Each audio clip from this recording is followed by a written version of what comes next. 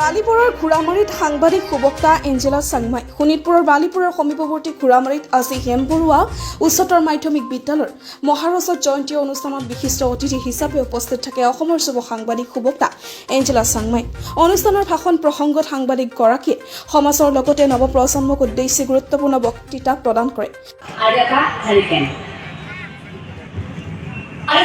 Siren জেনটেন প্রকারের মনত থাকে যেন ডিপু হামরেন ওপেন বুপেন long pen saucepan half pen Delhi পাই যায় দিল্লি লুজেন আরে খা ভাই খা বুকে বুকে খা হাসিও হঙ্গিতে খা খা খা খা খা রে খা মা পা খানি খা শব্দ স্বর মানেক স্বর আরে স্বর নিম্ন স্বর কণ্ঠস্বর গুন্দাস্বর থালো থালো স্বর হে প্রভু ঈশ্বর মহেশ্বর প্রভু ঈশ্বর বলে কোথায় পায় স্বর ভূতত মরে স্বর আরে ভূত নহয় ভূত রাইজর সেবা করবার লগি পয়সা করে লোক আরে পাইরেন জেনটেন প্রকারেন পয়সার লেনদেন এভরিথিং লেনদেন সামথিং ওপেন এভরিথিং লেনদেন সামথিং ওপেন সিক্রেট নহয় ভাই এলসি ওপেন সিক্রেট নহয় ভাই LC open every Himen he can women everything লেনদেন সিক্রেট নহয় ভাই এলসি ওপেন প্রকারান্তরে কথাখিনি কলো দুখৰ বাদাম সকলো গড়গীত গোৱাতে মানা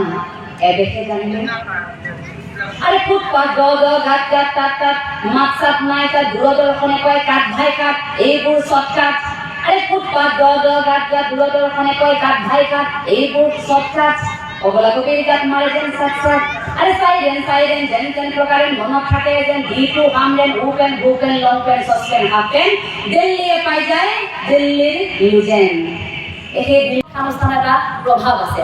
এই সাম্যবাদী ধাৰণা সমাজবাদী ধাৰণা গুৰুজনাৰ জৰিয়তে আৰম্ভ হৈছিল। গতিকে এই শিক্ষানুষ্ঠানৰ লগত সমাজৰ কাৰণ গণসংযোগৰ এটা প্ৰভাৱ শিক্ষানুষ্ঠানত হয়।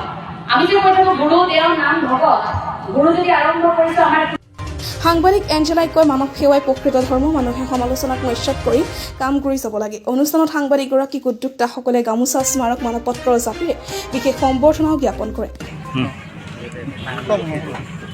হেম বৰুৱা উচ্চতৰ মাধ্যমিক বিদ্যালয়ৰ এই মহাৰজত জয়ন্তীত এই অনুষ্ঠানটিত অকণমান সময় উপস্থিত থাকিবলৈ পোৱাটো আমাৰ বাবে খুব সৌভাগ্যৰ কথা যে ৭৫ বছৰীয়া এই সোণখিৰীয়া যাত্ৰাত তেওঁলোকে যিখিনি বৰ্তমান সময়লৈকে কৰি দেখুৱাইছে সেইখিনি সঁচাকৈ সমাজৰ বিভিন্ন প্ৰান্তত এই মহাবিদ্যালয়ৰ পৰা ওলাই যোৱা এই বিদ্যালয়ৰ পৰা ওলাই যোৱা লোকসকলে আচলতে এটা উদাহৰণ হৈ আছে।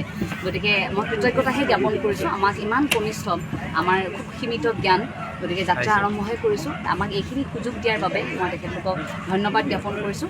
এখন শিক্ষানুষ্ঠানত আহি কথা ক'বলৈ বহুখিনি সাহসৰ প্ৰয়োজন হয়। শিক্ষাগুৰুসকলৰ সন্মুখত কথা কোৱাটো খুব ডাঙৰ কথা কাৰণ তেখেতলোকৰ আঙুলি ধৰি আমি আৰম্ভ কৰা যাত্ৰাটো তেখেতলোকৰ সন্মুখত আমি পৰামৰ্শও দিব নোৱাৰোঁ। মনৰ কথাবোৰ কওঁতে ভাবি চাবলগীয়া হয় যে কি বা ভুল হৈ যাব কাৰণ ছাত্ৰ ছাত্ৰীসকল থাকে। গতিকে সেইখিনি ক্ষেত্ৰত যথেষ্ট সাৱধানতা অৱলম্বন কৰিবলগীয়া হয়। গতিকে এগৰাকী ন শিকাৰু হিচাপে মনৰ দুই এটা কথা আজি আলোচনা কৰিলোঁ আৰু এটাই কামনা কৰিম হৃদয়ৰ পৰা যি মহৎ উদ্দেশ্য লৈ এই শিক্ষানুষ্ঠানখন আজিৰ পৰা এই ৭৫ বছৰ আগতে যে প্ৰতিষ্ঠা হৈছিল সেই উদ্দেশ্যটো সদায় সফল হওক আৰু জিলিকি থাকক অসমৰ বুকুত সদায়। নতুন প্ৰজন্মক কি আহ্বান জনাব বিশেষকৈ বিশৃংখল প্ৰজন্ম নতুন প্ৰজন্মক মই ব্যক্তিগতভাৱে যদি আপুনি সোধে মই এটাই আহ্বান জনাম যে বৰ্তমান সময়ত আমাৰ মাজৰ পৰা হেৰাই যোৱা আধ্যাত্মিক চেতনা তাক এতিয়া আমি উপলব্ধি কৰাৰ সময়। আমাৰ পিতৃ মাতৃৰ সৈতে সন্তানৰ সম্পৰ্ক তাৰ লগত শিক্ষাগুৰুৰ সম্পৰ্ক এই সম্পৰ্কবোৰ এতিয়া আমি আকৌ বুজাটো এটা সময় আহি পৰিছে। আধ্যাত্মিক চেতনা যেতিয়ালৈকে নাথাকিব আমি যে মানুহ এই উপলব্ধিটো যেতিয়ালৈকে নাথাকিব তেতিয়ালৈকে কিন্তু নৈতিক স্খলন ঘটি থাকিব। প্ৰতিদিনে আপুনি মই বেয়া খবৰবোৰ কিন্তু পাবলৈ আৰম্ভ কৰিম। শংকৰদেৱ মাধৱদেৱ কলাগুৰু বিষ্ণুৰাভা জ্যোতিপ্ৰসাদ বেজ বৰুৱা সেইবোৰ আমাৰ আদৰ্শ প্ৰতিগৰাকী ব্যক্তি কাৰণ গুৰুজনাৰ আদৰ্শ এটা বুকুত বান্ধি যেতিয়া আমি থাকিম মহাপুৰুষীয় আদৰ্শ এটাত আমি যেতিয়া থাকিম এই নাম ধৰ্মৰ আদৰ্শত যেতিয়া থাকিম আমাৰ বেয়া কাম কৰিবলৈ মন নাযাব। এইটো সঁচা কথা। আমি সকলোৱে জানো যে নামঘৰৰ ভিতৰত যেনেকৈ কেতিয়াও কুকৰ্ম নহয়। গতিকে সেই তেনেধৰণৰ বিষয়টোৰ সৈতে আমি জড়িত হৈ থাকিব লাগিব। আধ্যাত্মিক চেতনাটো ঘৰখনৰ পৰা আৰম্ভ হ'ব লাগিব।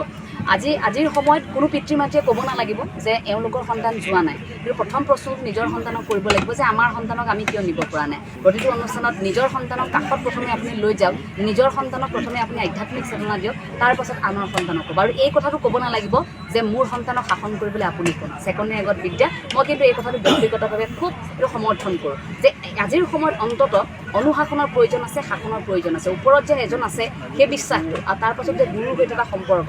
শাসন যদি নাথাকে আপোনাৰ জীৱনটো গোটেই উশৃংখল হ'ব। আজিকালি ল'ৰা ছোৱালীৰ সেইটো হৈছে।